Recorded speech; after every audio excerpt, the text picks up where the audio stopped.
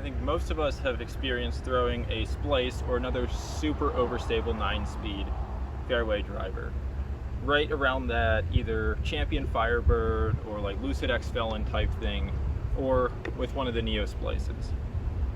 But I have another disc that I picked up for the Lost Valley Open from OTB, and it's a Meta Splice. So I wanted to compare a Neo Splice and a Meta Splice. Both are 173, so let's see how they fly and let's compare them. First up's gonna be Neo Splice.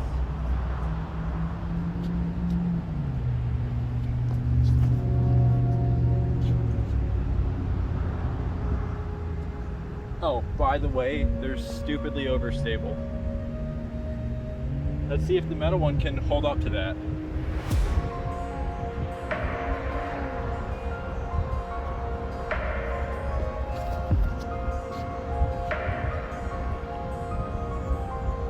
Yeah, that was a really low shot, but I think I'm gonna grab them back and review both of those.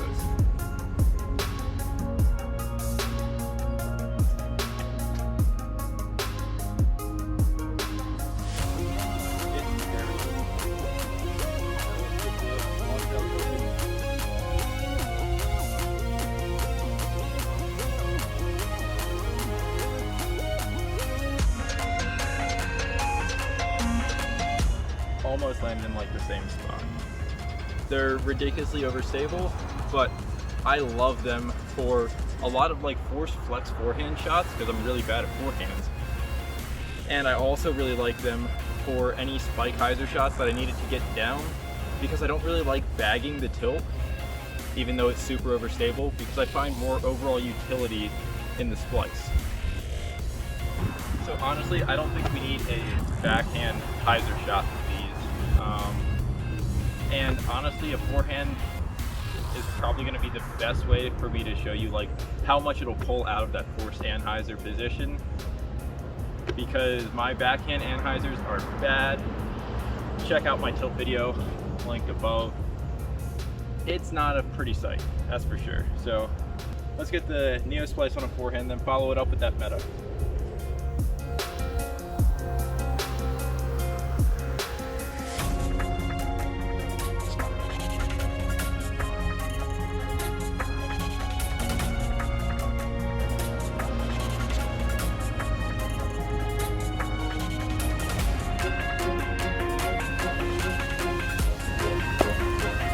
Honestly, after that, it almost seems like that Meta Splice is less stable than the Neo Splice.